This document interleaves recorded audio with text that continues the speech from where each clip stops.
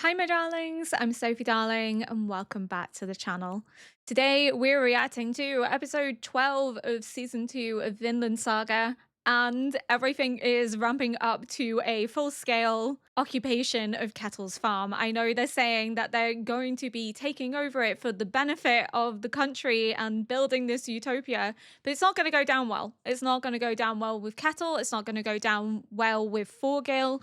I feel like Thorgil could potentially feel like his family's been betrayed because he didn't know why Canute wanted to meet with his father, and it's because it's a display of Kettle's wealth, but it's also indicating to Canute just how much Kettle has and how much he stands to gain. But I think we may end up seeing Thorfinn quite conflicted because obviously he's taken this path of pacifism. He's rejecting violence. He's rejecting shedding blood and taking human lives. But if threatened, if he has to protect those he cares about, will he reconsider? I feel like he might be thrust into a situation where Thorfinn kind of conflicted. He doesn't quite know what to do because he's taken this path, but it's all well and good to be a pacifist, but when you're actually faced with the threat of violence, is it really something that he can stick to? This may be like his first real test of how much he has changed as a character, is by not just resorting to violence because it seems like the easiest option. Because his father was able to protect those he cared about using self-defense, using what's the word I'm looking for? Non-violent methods of disarming. So it is something that Thorfinn could also utilize. But I think this will be the test for him, is just to show how much he has changed, how much he has grown, because he's never really faced such a situation since his fight with the retainers. And they didn't kill anyone. They still hurt them, but they didn't kill them. So it's different embracing pacifism and not having the threat of violence leveraged against you to actually then being put in a situation where it's like do or die. It's going to challenge his resolve, but I'm here for it because he will overcome. I believe that he will stick with the pacifism, that he's not going to disembark from it, but I feel as if he needs to have the challenge in order to realize just how much he has changed, just how much he has been reborn. But we saw Leif, and Leif may be going to the farm to find Thorfinn, but the people he's traveling with don't look like they want to go, so I don't know if he's gonna get there in time. I feel like him and Leif are ships passing in the night. They just miss each other every single time. So I feel as if Leif may get there after Canute's already taken over, and perhaps Thorfinn and Einar have already left, that they've used this opportunity to flee. And maybe that could be Thorfinn's catalyst for going home, for finding his mother and reuniting there. But without further ado, let's get into episode 12. Just sucking on the bread. 誰あれ豚に乾杯した男いるんだなそんなやつ本当に How do you recover from that humiliation? 口にできたもんだぜで、なんすか伝えるだけでいいんすか落第だとそうだ伝えるだけでいいそれだけで済ませる自信ねえな俺からかいたくなるか They're gonna say you can mock him because it's gonna rile him up and he's gonna lash out. Oh no.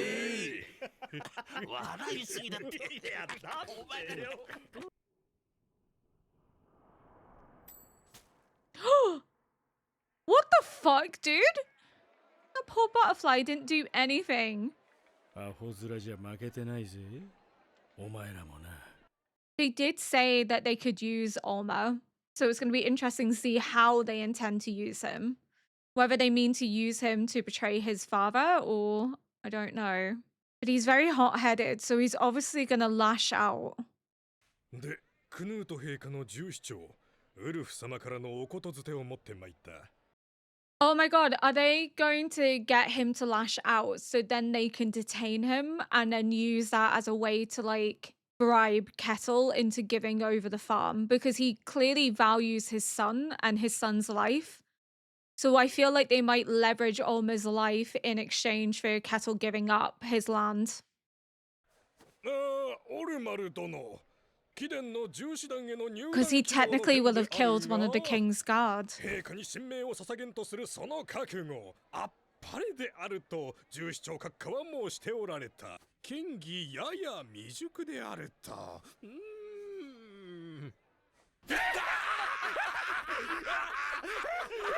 The humiliation, like having people laugh in your face when your ambition's been crushed. It'd make anyone lash out. He's just a kid as well. He's only young. 豚が切れなかったんだってあんたねえなんで豚が鎖片びらでも着てた He's gonna lash out. He's gonna cut them. 'Cause he feels like his masculinity's been insulted. ああ、そういや親方の料理人が一人欲しがってたぜ。そりゃ無理だ豚切れないもん You can see how dejected he feels, but also the rage that's building in him. Can't cut a pig, but can cut you is gonna be his idea.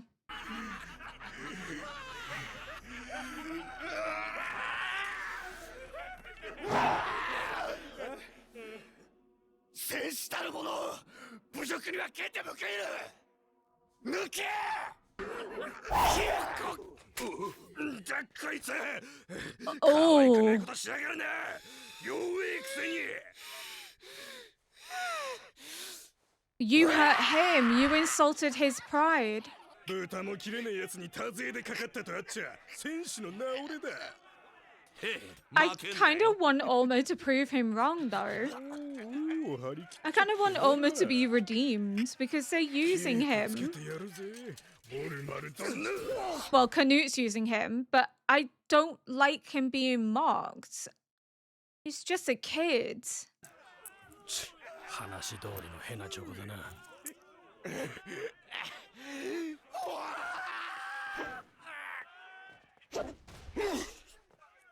Oh, 決闘中にゴロゴロ寝るんじゃねえリーちゃん俺侮辱されたんだ見りゃわかるよとっとと立って野郎をぶち殺せ but this is all part of Canute's game. Like, it's really complicated. I want him to succeed. I don't want him to be abused and humiliated, but at the same time, I don't want him to fall into Canute's trap. And his temper is exactly what they anticipate. They want him to fight. 侮辱を受けた生死の取るべき道は2つだけだ殺せないならここで死ね侮辱をそのままにして生きることだけはこのトールギルが許さん Needs enemies when you've a brother like that. One that's literally threatening to kill you. お前が敵の首を跳ね飛ばす姿を声を出せ腹に力を入れろもっと They almost don't look like brothers. They look so different. 気合を入れろオルマル野郎を殺せぶち殺せ He's riling him up. 稽古はしまいだ Oh!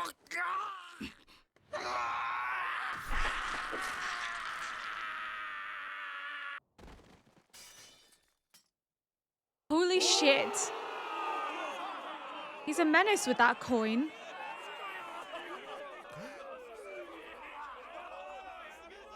Are they wanting him on side? Like, what is the goal here? あとは任せろ He's like, it's my turn. Oh my god, man's a menace. He enjoys this. You can see it on his face. Olmar doesn't. They're two different types of men. 殺したのか He's realizing that it's not easy to take a life. That he's not his brother. He doesn't relish in the violence and the bloodshed.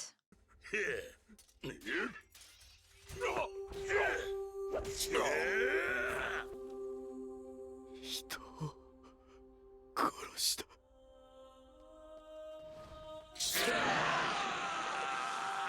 Just a contrast there, him front and center going through this existential crisis of having killed a man, taken a life, and his brother's there behind him, relishing in it, enjoying the bloodshed. They are not the same. This isn't what Kettle wanted for Olmar.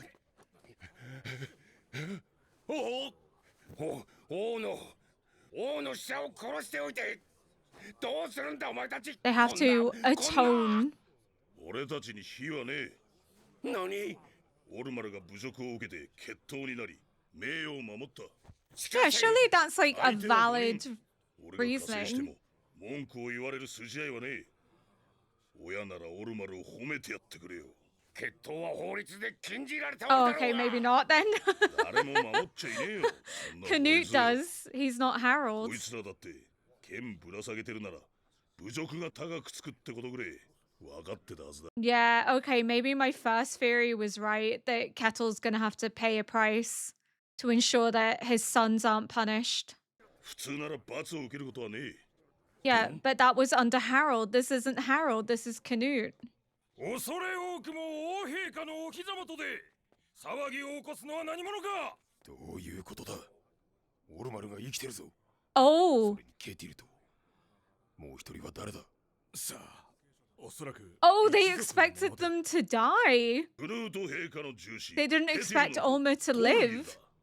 これらは父ケティルと弟のオルマル尋常の決闘である They're a stronger family than Canute gives them credit for. 貴様らは王陛下に対し不敬を働いた貴様らを逮捕するやっぱりほら見ろトールゲル Oh, he's pissed.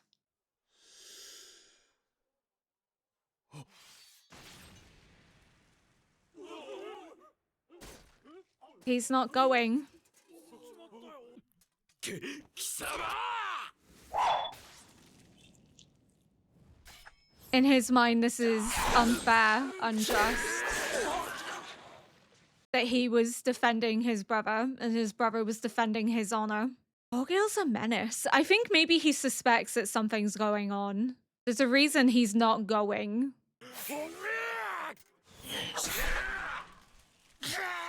My god. もう終わりだ取り返しがつかんぞ He hasn't killed him, so I think he's wanting answers. Yeah. He suspects because he noticed that there was something wrong with the guy's eye. なんでオルマルを勝たせた息子の犯した王陛下に対する大逆 Okay, I was right initially. And then I gaslit myself. 王陛下の使者を殺させた So then they can take his land. わしが一体何をしたと言うんだ He's like, what did I do? 俺はウルフ様の命じるままにやっただけだ終わりだクヌートに目をつけられた違うぞ親父 He set his sights on Canute. こいつは始まりだ敵は強いぜ It's a challenge. He relishes it. Oh, a storm is coming. It's brewing. That is foreshadowing for what's to come. そうか。ケティル一族は逃げおせたか。So they couldn't intervene in him taking their land. トールギルの身柄を拘束し損ねたのは私の責任です。段取りに影響はない。成敗の口実は成立した。予定通りにケティルの農場へ赴く。And now it's going to be seen as even more legitimate because they ran from the king's punishment.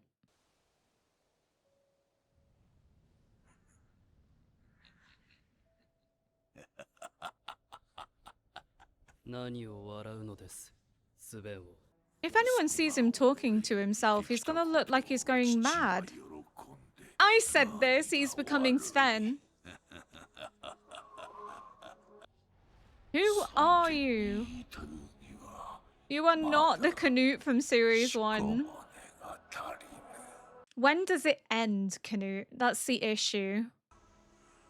Is this Leif? It is!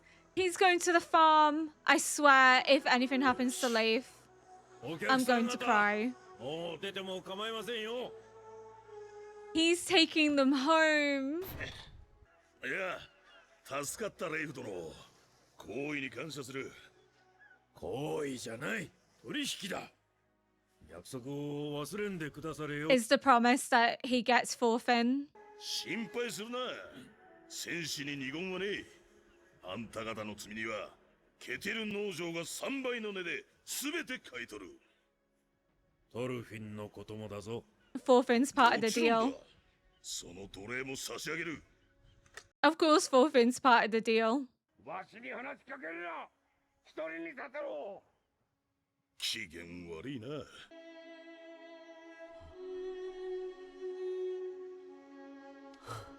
Oh, he feels regret.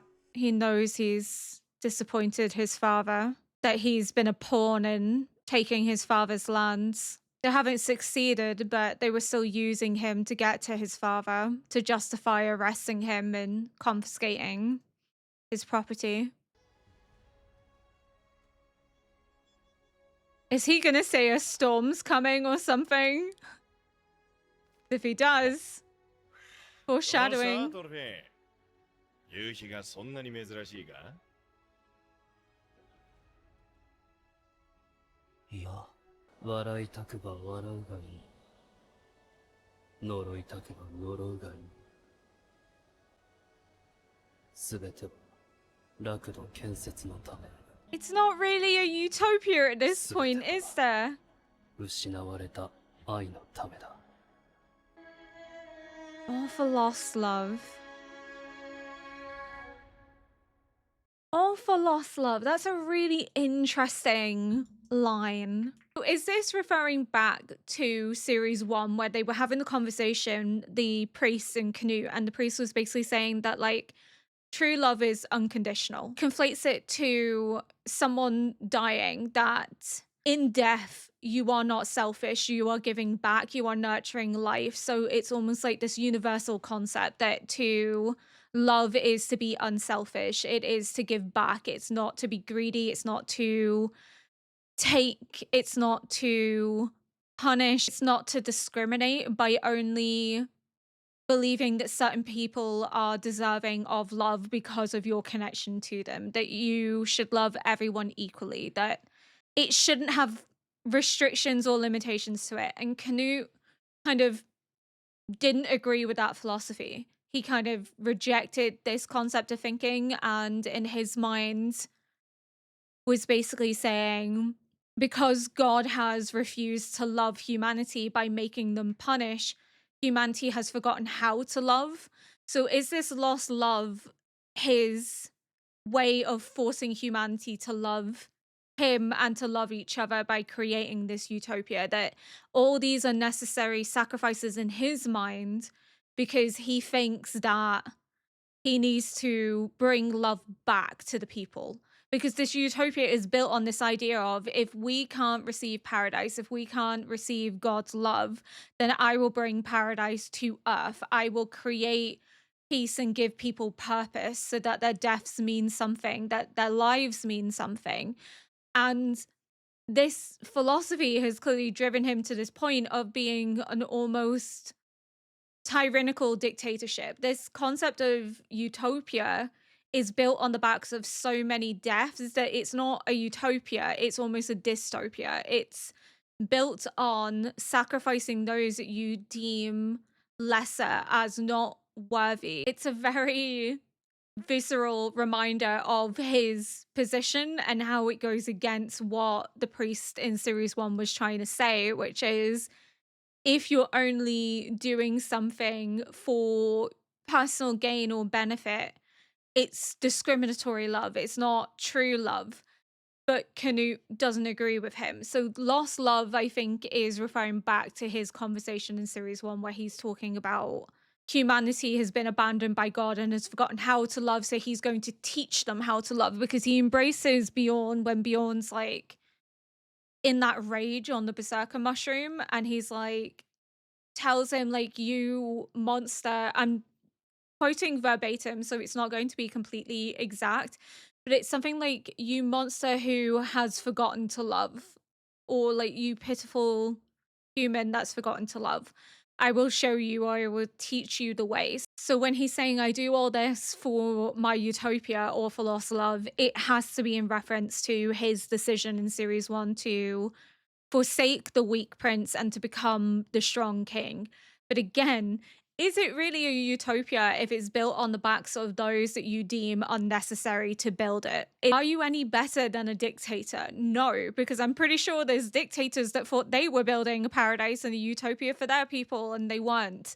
So he is becoming his father's son. As his father said to him in series one, I used to look like you. You remind me of me. Yeah, because he is becoming Sven. And even here, he has Sven saying, can I not be proud of what my son has become? Because my son is turning into me. He's proud of him because Canute is becoming everything he stood against. He's becoming the man that he abhorred, that he thought was unworthy of ruling, that he was an abomination, a disgrace, that he didn't know the meaning of love, which is now posing the question of, has Canute become so hardened to the idea of love that everything he's doing for the premise of it goes against his prior ambitions, his prior goals, because he became so hardened after the loss of Ragnar. And yes, you could argue that it made him stronger, it made him more persistent to take the throne. But we are seeing a Canute that is becoming the very thing he hated. So, in becoming king, in pursuit of this utopia, he's losing himself and he's losing what it means to love and want to bring love to the people.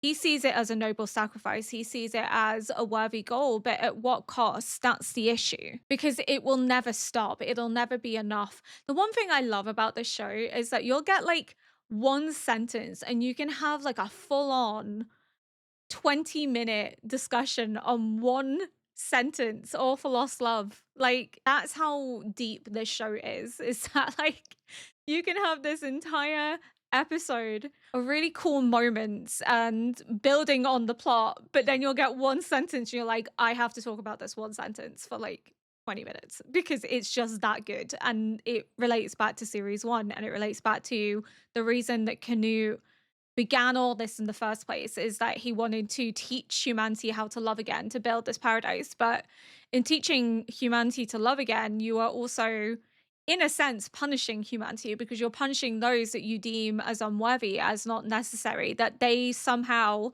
don't deserve to be a part of this paradise, to be a part of your utopia. So, in a sense, are you not then playing God? Could you not argue that you are becoming the very God that you rejected? You rejected God for punishing people, for not giving them love, for keeping them out of paradise, not deeming them worthy of achieving it, but you're also doing the same. It's a very interesting philosophical dynamic. I was very confused because they were like, why is Olmar still alive? So that was a bit confusing because obviously we knew that they wanted Olmar to win because they wouldn't have flicked the coin. I thought it was a coin, but apparently it was a rock into the eye to give Olmar the advantage so that he would win. But then the Kingsguard that arrived were like, wait, what? Like, why is he alive? Like, they didn't understand. They were shocked. Like, were they expecting somebody to kill him? Maybe I just misunderstood, but it went from them being like, why is he alive, to them being, oh, this was all part of the plan to arrest Kettle. So I was a bit kind of thrown off. It could just be an issue with subtitles, or maybe I misread it wrong. My initial premise was correct. Not to arrest Kettle, but to punish Kettle by having his son attack the king's guard and breaking the law and using that as a justification to keep him imprisoned and locked away so that he couldn't retaliate or fight them when they go to take his land because it would be seen as a righteous punishment. But again, him running away is also a righteous punishment because he's evading the king and he's evading responsibility for what his son has done. So yeah, Leif is gonna get reunited with Thorfinn, hopefully. So I'm really excited about that. But a storm is coming. So I think next episode we will start to see Canute's actions come into play, especially the mention of Floki is going with the Yoms Vikings. That's going to be a reminder for Thorfinn, seeing that in person. I don't know if Thorfinn is aware that Floki was the real mastermind behind his father dying, but I'm sure we'll find out if he has a run-in with him. But again, as I said, I think we're going to see Thorfinn feel very conflicted. I don't think he is going to resort to who he used to be, but I think he's going to feel very torn because, again, it's easier said than done. You take this route of pacifism, but when death is at your door, it's kind of hard to stick with that moral path. I think that's going to be his first real challenge since his decision to forsake violence. But it will also be the moment that he realizes just how far he has come, that he is a different man, that he is reborn. Because I don't think that he's going to suddenly resort to violence, but I think there will be a moment that maybe he feels torn between becoming a warrior once more or becoming a true warrior by forsaking and abhorring the taking of human lives. I also loved the visual contrast between Thorgil and Olmar. Olmar is constantly being told that killing a man will make you a man, that it will be his moment to finally be a soldier, to be a warrior, to assert his masculine identity. And he doesn't feel all these emotions that are tied to it. He doesn't feel like it's an honor. He is upset and trying to wrestle with what he's done and the blood that's now on his hands. And we even saw when he's on the boat and his father won't come out, he knows that what he's done has truly upset his father and he's emotional over it. He can't really look at himself. There's clear despair and remorse and upset. And then you have that moment where he's like having this crisis of, everyone's told me that I will feel honored, that I will feel like a man if I take a life, and I don't feel that way. So the reality is crashing in on the idealistic dream. It's crashing down on him, the weight of what it means to actually kill someone. And he's having this like crisis. And his brother's in the background just slaughtering men as if it's nothing, grin on his face, finds it enjoyable, doesn't seem to think twice because it's showing the contrast between two different types of men. You have Thorgil, who is very like what Thorfinn used to be, what Asgard told him to not become again. And you have Olmar, who is kind of like Thorfinn now in that he feels guilt over the life that he's taken. He doesn't feel this honor that's been attached to it. He feels as if he's done something abhorrent and that should be shamed, not praised and rewarded. And it's just interesting to see that contrast of masculinity once more coming into it. You have Thorgil, who puts a lot of pride on this idea of duels and killing those that disrespect you, and that killing someone makes you a man, and that being a warrior is the only thing that a man can aspire for in this world, and that requires killing people. And then you have Olmar, who has wanted his brother to look at him with admiration and respect, has wanted his brother to see him as an equal. And the only reason he wants to be a soldier, to be a warrior, is to be like Thorgil. It's all been done to impress him. But the emotions that he feels don't align with what Thorgil told him would happen. He doesn't feel the same pleasure from killing that Thorgil does. And that's what's creating that crisis of confidence. It's the one thing I really love about the show is how it reiterates time and time again that there are different ways to be a man, and it doesn't make you any lesser, it doesn't make you any weaker, but it takes courage in a society where violence is glorified to take the path of least resistance, to take a path of pacifism, to forsake and abhor bloodshed when it's so culturally sanctified is a brave move. It is the mark of a true warrior in Thor's eyes and in the eyes of others that have followed a similar trajectory, and like Thorfinn has.